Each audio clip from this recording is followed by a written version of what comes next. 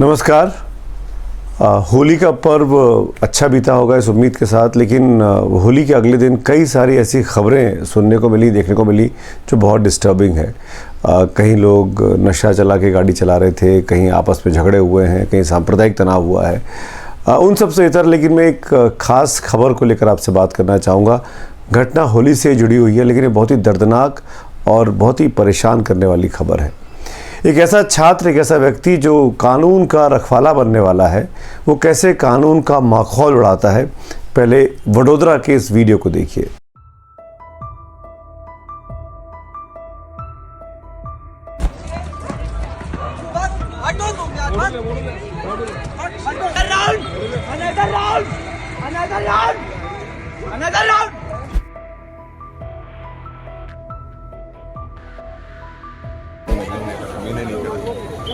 Your shit.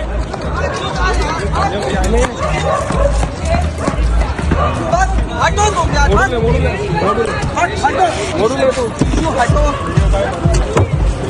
ये पागल है साला। नहीं का अंदर करो, उधर मेरा कुछ नहीं है, वो चला रहा है। Another round, another round, another round, another round, another round. क्या हुआ? Another round. निकिता, निकिता मेरी अंकल, अंकल,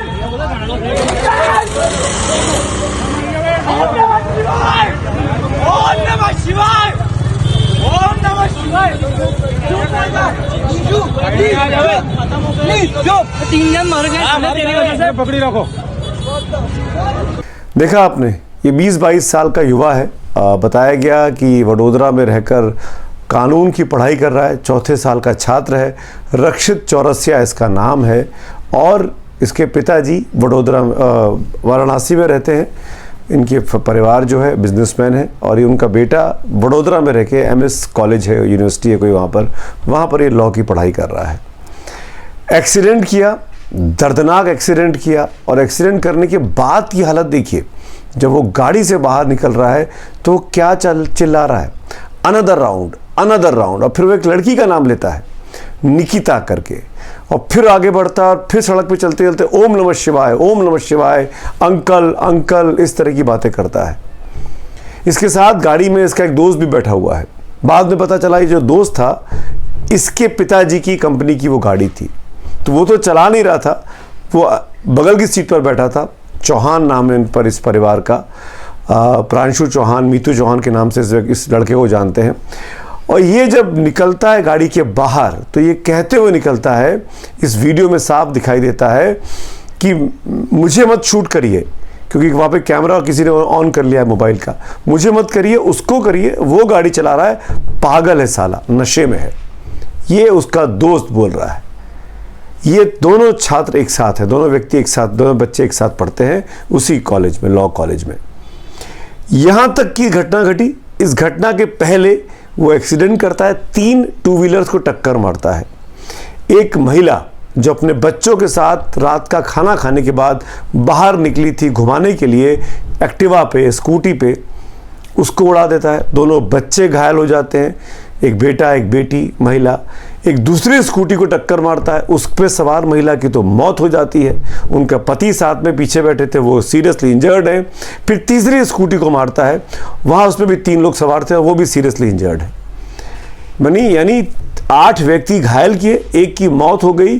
और फिर गाड़ी से बाहर निकलकर जिस अंदाज में ये रक्षित चौरसिया चिल्ला रहा है, अनदर राउंड, अनदर राउंड, यानी मतलब मैं एक बार और कर सकता हूँ। ऐसा लगता है उसकी बातें सुनकर कि किसी और को मारना है क्या, किसी और को उड़ाना है क्या, मैं वो कर सकता हूँ। फॉक्सवैगन की गाड़ी चला रहा है, गुजरात नंबर की ये गाड़ी है। जैसा कि मैंने कहा कि चौहान परिवार की गाड़ी है, जो कि अब पुलिस इन्वेस्टिगेशन में पता लग गया है। दोनों लड़के अब पुलिस की हिरासत में हैं। लेकिन मैं इस वीडियो में ये ज़रूर कहना चाहूँगा कि लॉ का छात्र था तो इसकी चालाकियाँ देखिए। देर शाम की घटना है, करीब 12:30-1 बजे की। होलिका दहन से निकल कर आ रहा था। पहले बयान में पुलिस के सामने पुलिस इसका बयान कराती है, मीडिया के सामने माइक लगवा के, न्यूज़ एजेंसी ANI पर वो बाइट आई, और वो कह रहा है लड़का कि मैंने नशा नहीं किया था, मैं तो होलिका दहन में गया था, वहाँ से लौटते में सड़क पर गड्ढा था, गड्ढे से गाड़ी थोड़ी सी डिसबैलेंस हुई, एक स्कूटी से लगी और जिस वजह से मेरे कार के एयरबैग्स खुल गए, मुझे दिखाई नहीं दिया आगे क्या हो रहा है और फिर कब वो टक्कर हो गई मुझे पता ही नहीं चला। तो 7 बंदे नहीं दिखाई दिए? 7 बंदे थे ही नहीं उस टाइम, एक स्कूटी थी और एक कार थी, बंदे तो वहाँ पे थे ही नहीं। वही तो बात है, मुझे कुछ आइडिया नहीं। उसके बाद हमने सीधे आगे कुछ पता ही नहीं चला क्या हुआ। सूरज के घर अपने पार्टी किया था? नहीं कुछ नहीं किया था, सीधे वहाँ से निकल उसको छोड़ा था, वो होलिका दहन के लिए हम लोग गए थे। तो आपने दारू किया था? नहीं कुछ नहीं पिया था मैंने। गांजा कहाँ लिया था? सर मैंने कहीं कुछ नहीं किया था। और क्या सर कितने जब बताया आपको 8 लोग? सर मुझे अभी जस्ट पता चला है और मुझे कोई आइडिया कल तक भी नहीं था, क्योंकि मुझे बताया गया था, मुझे पता नहीं था। लेकिन मुझे आज सर ने बताया कि एक लोग की डेथ हो गई है और कुछ लोग इंजर्ड हैं। और ऐसा दुख मनाने का ऐसा कुछ नहीं सर। मैं सबसे पहले उनकी फैमिली से मिलना चाहूँगा, क्योंकि मेरी गलती है। अगर वो चाहेंगे कि जो वो चाहेंगे वही होना चाहिए। ये उसका वर्जन है एक तमाम मीडिया रिपोर्ट्स में जो आया।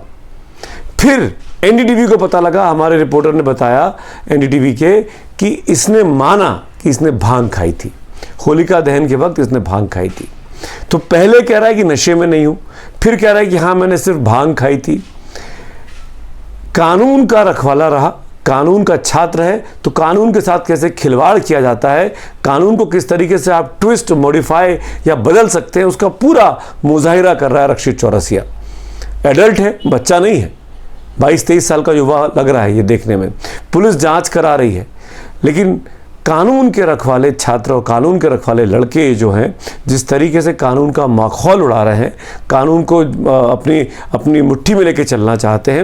मैं तो पुलिस से भी पूछना चाहता हूं, इसकी क्या ज़रूरत थी बाइट कराने की? ऐसा कौन सा ये बहुत बड़ा आदमी था? अमूमन आपने देखा है कि पुलिस किसी आरोपी को पकड़ के लाए तो कैमरे के सामने बोलने दे, उसको छोड़ दिया, उसको कैमरे के सामने से परेड करा कर निकाल दिया जाता है। माइक लगाओ तो पुलिस वाले उसका मुंह पकड़ लेते हैं, हाथ पकड़ के घसीट के ले जाते हैं। ये पूरा ज्ञान दे रहा है और ज्ञान में अपने आप को मासूम बता रहा है।